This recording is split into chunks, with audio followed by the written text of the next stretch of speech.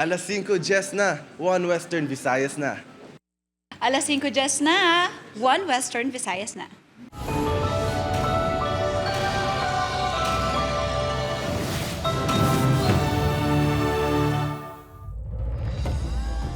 Mga balitang atong tutukan subong nga Huwebes, kadaman sa mga kongresista sa Western Visayas nagperma sa impeachment ni Vice President Sara Duterte. Impeachment trial bato kay VP Sara Duterte oportunidad nga makadepensa sa iya kaugalingon sunod sa isa sa mga prosecutors sang Kamara. Pila ka residente sa Barangay Ingore, La Paz nagakahangawa sa posible manginepekto sang waste to energy project sa barangay. Duha ka lalaki nga kawatan sang cellphone sa Bacolod City na dakpan sa mga residente.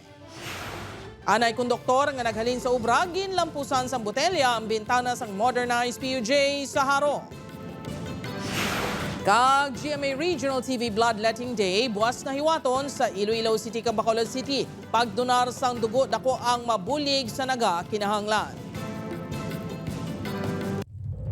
Ini ang GMA Regional TV, One Western Visayas.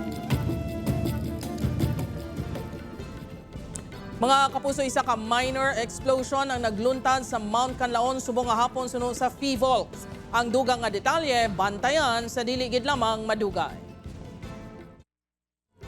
Mayong hapon ako si Gertrude Charlatan. Impeachment trial, oportunidad para kay Vice President Sara Duterte nga depensahan ang iya kaugalingon suno kay Iloilo 3rd District Representative Lawrence Defensor. Pila ka mga Ilonggo may magkatuhay nga opinyon sa isyu. Si Julius Bilacaol nakatuto. Motion is approved. The Secretary General is so directed. The session is suspended.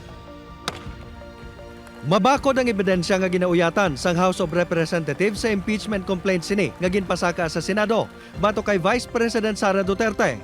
Ini ang rason nga upod sa pareho nga mga representante nagikan sa syudad kag probinsya sang Iloilo kag kadaman sa Western Visayas. Nagpirma man sa endorsement sini si Iloilo 3rd District Representative Lawrence Defensor. Makita namon nga may rason gid nga may violasyon sa konstitusyon ang aton Vice President. Si Defensor ang isa man sa 11 ka mga House Prosecutor nga magapresentar sang ilang mga ebidensya sa Senado. Apisar wala ini sang ideya kung saan umaga-convene bilang impeachment court ang Senado matapos ini mag-adjourn kahapon. Handa na kuno ang ilang grupo. Ang impeachment trial ang ginakabigman sini nga tion nga madepensahan ni Vice President Duterte ang iya kaugalingon. Itsansa man ini nga makapagwa sang ebidensya ang aton Vice President kag matagaan man siya sang tsansa nga maklear ang lawas siya kung hindi matuod. Apang para sa pila ka pumuluyo, wala sang kapuslanan ang impeachment trial. Pamulitika lang kun ini, kagusik sa kwarta sang gobyerno. Ang mga balaklon subong nga sa lalaka, way may lasing control. Way pulos nga ilang nga gin-file nga impeachment, hindi na mag-prosper. Hindi ako pabor sa pag-impeach. Kay kung sa another gastos naman na.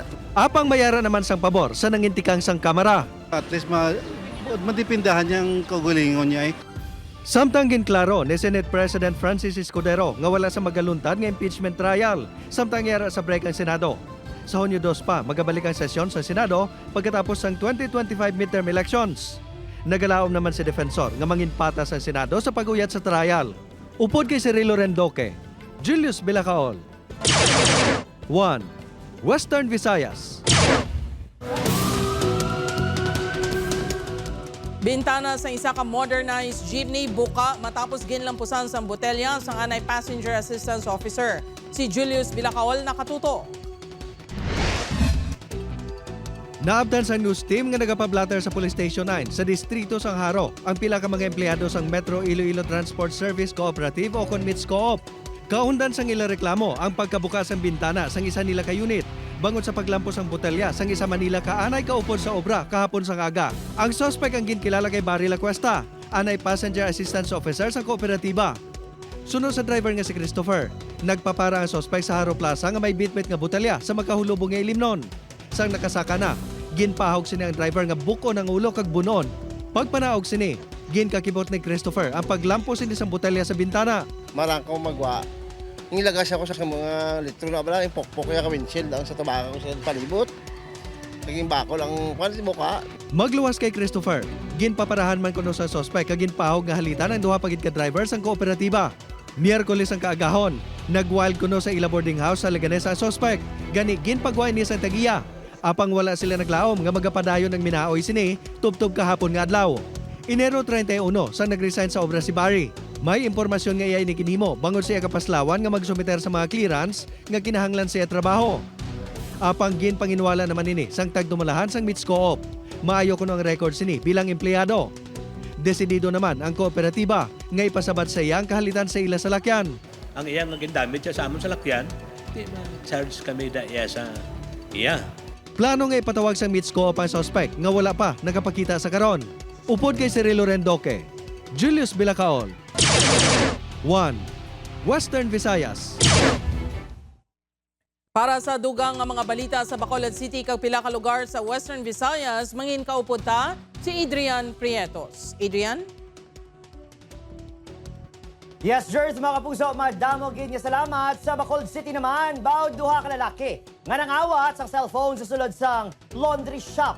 Nadakpan ka ginkastigo sang mga residente. Yaring balita nga itong gintutukan.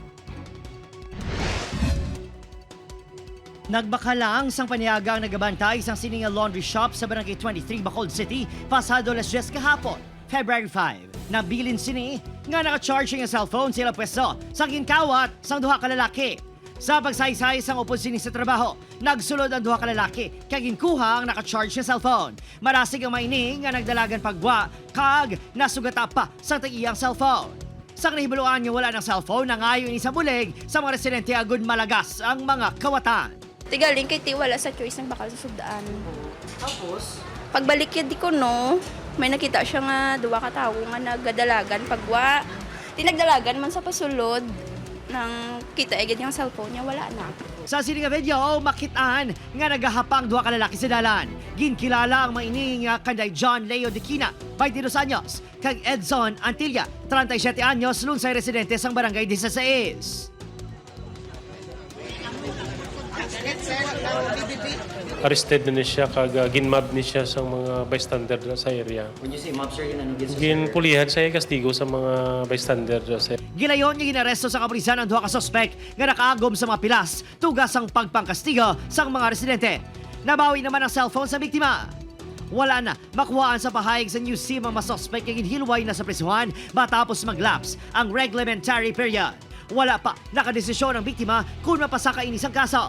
Sunod naman sa BCPO, importante nga mapasakan sa kaso ang mga nagahimo sa illegal nga aktibidad. Agud madudla, kag hindi na makapang biktima pa.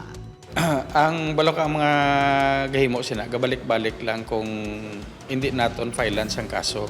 Kag once kung mag-file kita sang kaso, siguraduhon naton nga atinan naton ang mga hearings until sa madesisyonan sang korte. Opo, Kiril Casillo, Adrian Prietos, Western Visayas. Mga kapuso, presensya sang armed group sa probinsya sang Iloilo ginamonitor sang IPPO bangon sa posible paggamit sa ila sa tihon sang eleksyon. Si John Sala nakatutok live sa barangay Kagbang, Uton, Iloilo. John?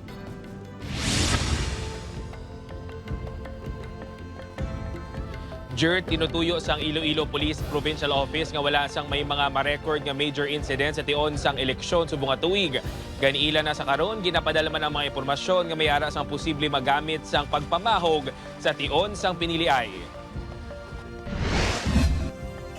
Magluwas sa madinalagon nga pagpatigayon sang nagahilapit nga eleksyon ginatutukan man sang mga ahensya sang gobyerno ilabi na sang kapulisan ang seguridad kag kalinong sa piniliay. Bangon sini padayon nga ginamonitor sang Iloilo Provincial Police Office ang mga makabig pa nga remnants sukod mga napilin nga miyembro sa mga private armed group sa probinsya nga posible gamiton sa pagpamahog kag pagpamakal sang boto. Meron tayong potential funds na tinitignan na sa tingin ko kung hindi ma-monitor it is capable. We were tagged as criminal gang but this is utilized as potential private armed group. Wala naging detalye pa ni Colonel Razalan kung sanday sino kag ano nga mga grupo ang nasambit nga mga individual apang suro sa iya. Kadaman sa ilang halin sa 1st kag 2nd districts ang Iloilo. magluwas sa mga private armed group ginatutukan man sang IPPO ang mga lugar sa boundary sang Iloilo Province kag Capiz nga ginapahayag may presensya kag aktibidad sa mga rebelde nga grupo. We are on top of the situation. Palagi naman kami nagko-collaborate with the Philippine Army. Pipilitin namin na hindi sila makakapag-launch ng any atrocities. Siyam tanan nga mga lugar sa probinsya sang Iloilong yara sa karon sa COMELEC watchlist areas nga ginalakipan sang banwa sang Kalinog nga yara sa red category. Samtang ang Haniway, Leon, Maasin, San Joaquin kag Badyangan ang yara naman sa orange category. Ang Ahoy, Lemery kag San Dionisio ang yara naman sa idalom sang yellow category. Kahapon ginhiwat ang Peace Covenant signing nga ginpangunahan sang COMELEC kag PNP upod ang DILG, AFP, PCG, PIA, DepEd kag pila ka mga political aspirant sa probinsya sang Iloilo. Tinutuyo sini ang pagpatuman sang matawhay, matinlo, hayag kag patas nga eleksyon sa palabuton nga Mayo 12, 2025. Jert, magluwas sa posible paggamit sa mga private armed groups, ginapadalman man sa karon o kung ginamonitor man sa karon sang COMELEC kag sang PNP ang pagdata sang vote buying. Ilabi na nga pinaagi subong sa mga online fund transfers ang vote buying sa mga eleksyon. Jert? Madam Ogen, nga salamat sa detalye. Kapuso John Sala.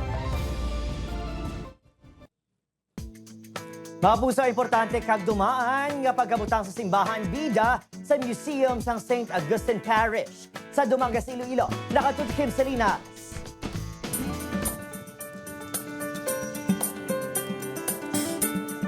'72 sang ginobra ang iningalingganay sa simbahan sang St. Augustine Catholic Parish sa Dumangas, Iloilo. Makaduwa ini ka beses hingin kayo bangod ng guba. Magluwas nga ginagamit ini sa pagpabalo sa mga tao nga may misa. Ginagamit man ini kung may aktibidades kag kung may kalamidad. Nagaserve man kuno ini santo nga pagpaandam. Amo ning naga-warning ang ningganay nga ini sa mga tawo nga maghanda o kung magpalagyo to keep them safe. Ang Dumangas na una gina-atake sang mga other non-Christian groups. Ini ang isa lang sa madamo nga dumaan nga gamit sa museo nga may dako nga bahin sa maragtas sang parokya. Bida man diri ang naguba nga baptismal font kung sa riin ginbunyagan ang mga kilala nga personalidad sa banwa sang Dumangas. Mga vestments sang pari kag sagrado nga vessels kaangay sang chalice. Tuig 2021 sa ginsugudan tukod ang museo kadungan sang 500 years of Christianity sang simbahang Katolika. Gintukod ini nga museum para nga pag makasulod sila dito sa Holy Door, makalagaw-lagaw sila diri kag para maka anuman nga kung ano din ang history sang banwa sang Dumangas kag paano gintukod ini nga parokya. Sang nagligad lang nga semana, liwatigin plastar ang museo.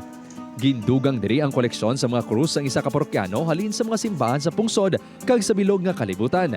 Gindugang man ang painting sang tuigan nga koronasyon sa imahen ni Nuestra Señora de la Candelaria. Ini nga museum will not only become a place of display sa mga material nga mga butang sa simbahan, but most especially this will bring us to the rootedness sang sining pagpanglakaton sa sining simbahan kag parokya labi na gid sa pagtuo.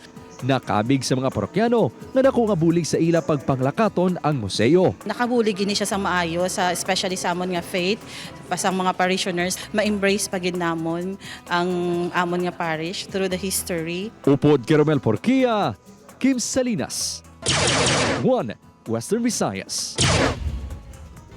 Bantayan. Pila ka residente sa Barangay Inggoray, La Paz nagakahangawan sa posible mangin epekto sang waste to energy project sa barangay. Ini ang GMA Regional TV, 1 Western Visayas. Mga kapuso, ginpahayag ni President Ferdinand Marcos Jr. sa press conference subong hapon nga ginatugyan niya sa Senado ang mangin proseso sa impeachment trial nga himuon bato kay Vice President Sara Duterte. Sunod sa Presidente, ang Senado ang may deber sa proseso kag nagalaom ini nga himuon sang Senado ang trabaho sini. Nagdepensa man ini nga wala siya sang gahom o kon impluensya sa kunanuman ang mangin pinal nga desisyon.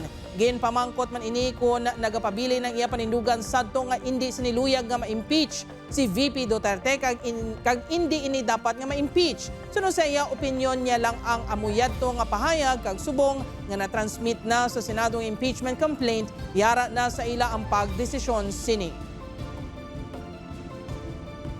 I do not give guidance to Congress. We are independent of each other. Of course, we talk to each other about all kinds of things.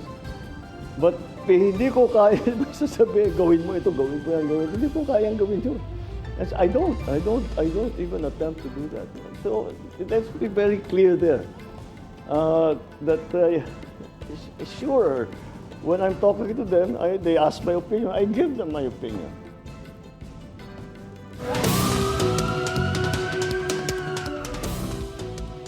Samtang mga puso sa Bacolod City naman, traffic enforcer kag barker nagtapungulay. Barker ginapahayag nga may dala pa nga konsilya. Yan balita nga aton gintutukan. Ginpakamalaot sa tagpamuno sa Bacolod Traffic Authority Office ang nagluntad nga pagbinaisay nga naglabot sa pagsumbaganay sa traffic enforcer kag isa ka barker sa biya sa kinodrive nga sakop sang Barangay 5, Bacolod City. Ginapahayag nga may dala konsilyong barker kag ginahangkat pa ang traffic enforcer. Gintapungol ya or gintraya tapungol ang aton nga barker gal na. So nagduko wala siya naigo.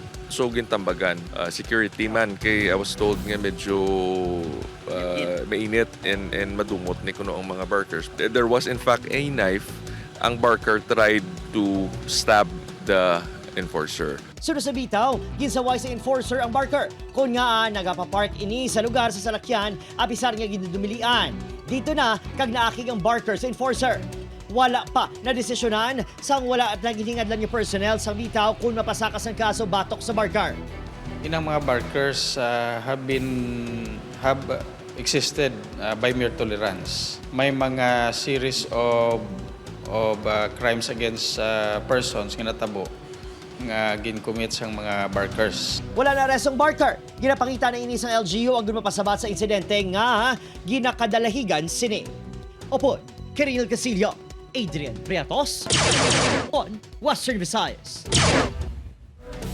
Mga kapuso, patay ang 67 anyos nga mangunguma nga ginkilala kay Jeffrey Rapista sang ginlabo sang upod man lang sini nga nagainom-inom nga si Rex Rapista, 50 anyos sa barangay Kipot, Haniway, Iloilo. Sunod sa kapulisan, nag-ako ang suspect nga naimpito bangod nga ginsumbag ini isang biktima kag wala makabalos. Magluwas diri nagsuyay man ang duha dala sang tuman nga kahulugbon. Dugang pa sang kapulisan alas 9 sang aga sang nag-umpisa inom ang duha tubtob gabi na.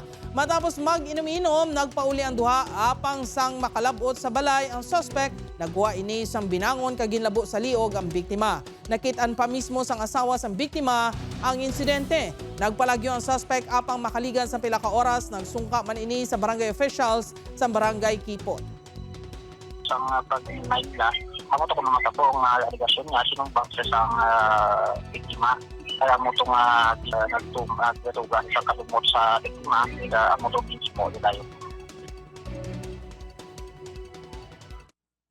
Samtang mga kapuso, pilaso naman ang 19 anyos nga rider, gaging kilala kay Rogelio Dinglasa, kag 14 anyos sini nga back rider, matapos nga natumba sa motorsiklo kag nagsuhot sa nag-U-turn yung salakyan sa bahin sang barangay Tabukan, Dumangas, Iloilo kahapon sang Odo.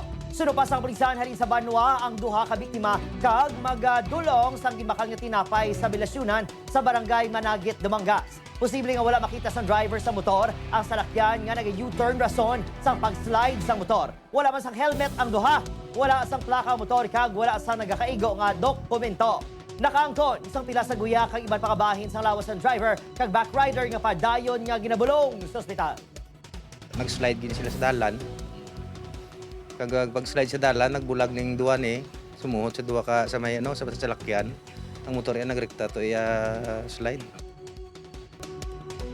Mga puso sa Negros Occidental, duha ka persona patay sa separadong insidente sang pagpangluthang sa San Carlos kag Silay. Nakatutok Irene Pedreso. Patay ang 22 anyos nga si alias John matapos gintiro sa barangay Bagtik, Silay City. Sunod sa kapulisan, nagatambay lang sa basketball court ang biktima sang ginpalapitan sa wala pa makilalang na sospek kag gilayon nga gintiro sa ulo. Madasig nga nagpalagyo ang sospek. Isa sa mga anggulo nga ginatutukan sa kapulisan amo ang daan nga kaso sa biktima angot sa pagpangawat. According sa atong initial conversation sa iyang guardian, sa iyang lula, nga wala man ito siya recent na inubuot. Doon lang isa pa nga ginatanaw sa mga aspect na arrest na siya nato sa theft.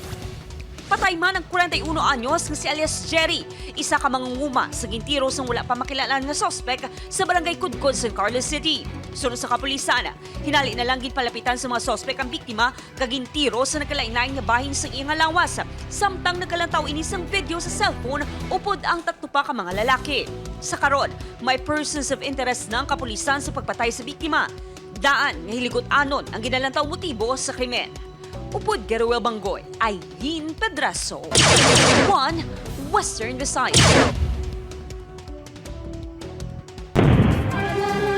Arang nagabuko ng sopreo.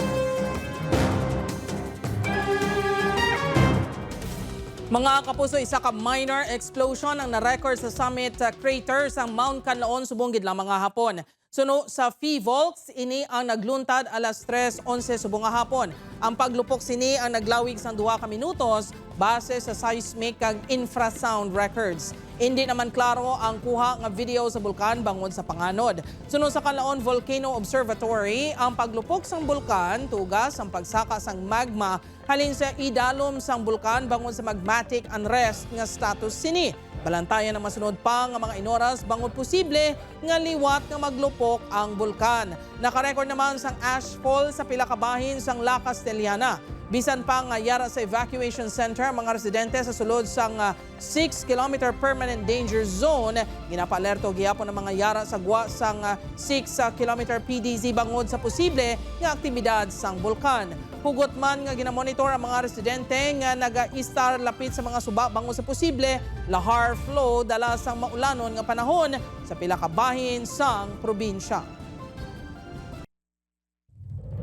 Ini ang GMA Regional TV, 1 Western Visayas.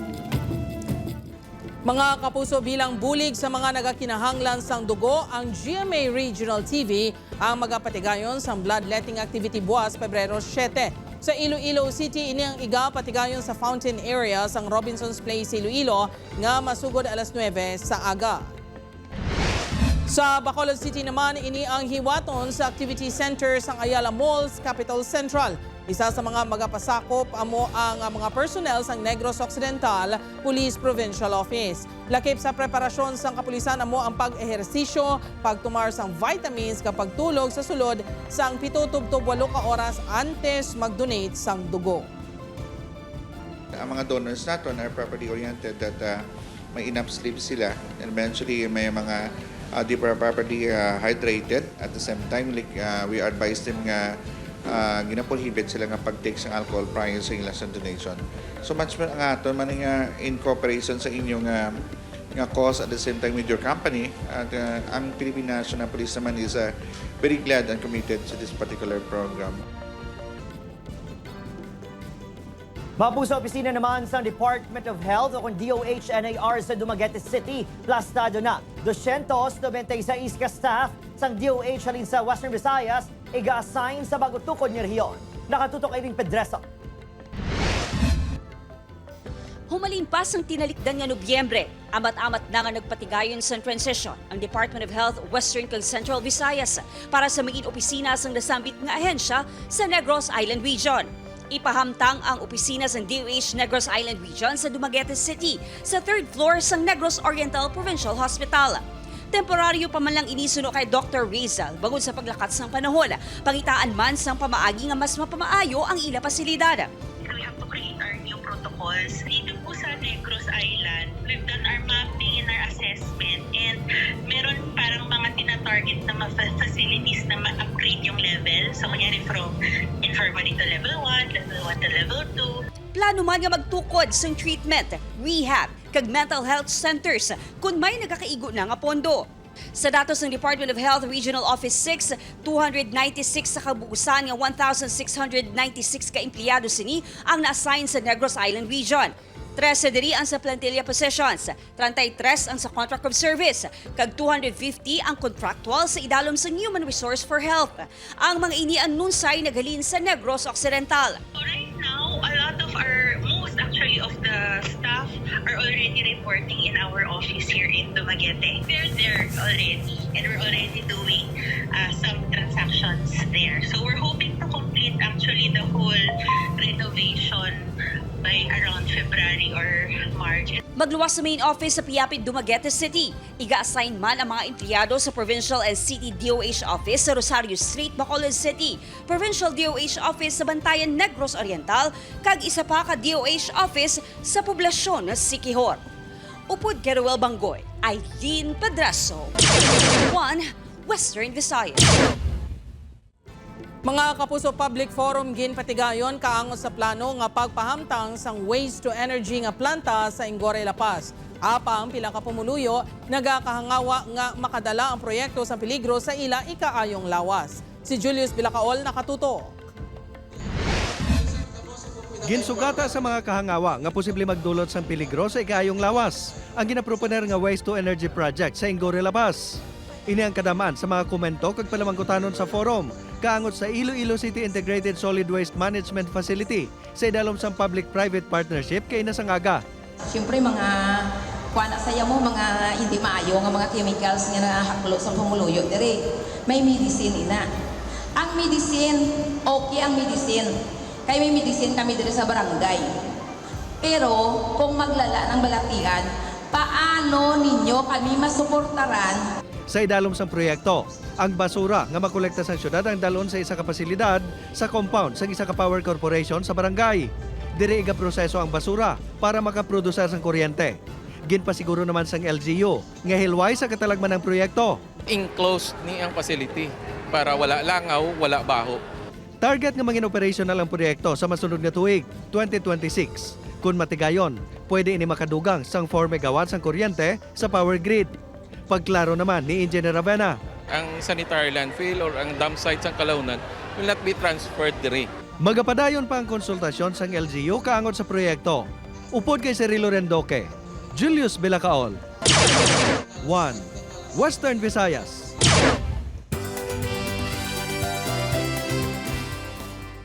Exciting mga kapuso, updanta ang mga taga-Candoni Negros Occidental sa pagsaulog sa ila 12 dinagyaw sa Tablas Festival. Magpadulong na sa Candoni Sports Center, Negros Occidental para magbonding sa stars ang prinsesa ng City Jail, Sofia Pablo, Allen Ansay, and Radson Flores kaupod si Pepita Curtis sa aton Grand Kapuso Fiesta. Kita na kita sa February 11, 2025, alas 7 ng gabi.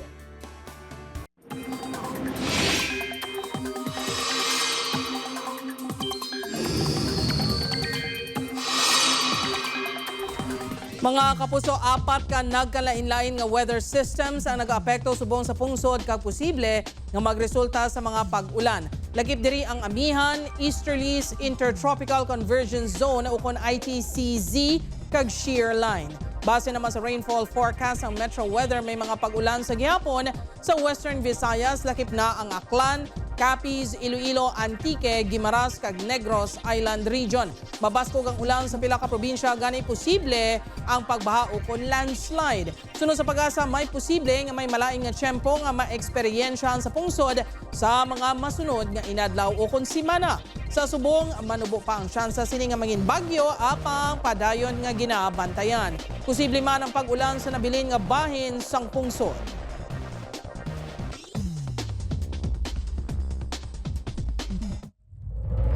Sa aton mga kapuso diri sa Western Visayas, kag subong man sa aton mga kapuso abroad, madamo gid nga salamat sa pagtutok. Mag-isa kita kag hibaluon ng mga balita tungod local news matters. Ako si Gertrude Charlatan, ini ang 1 Western Visayas, bugos nga puwersa para sa mas dako nga misyon kag mas masangkad nga pagserbisyo sa pungsod.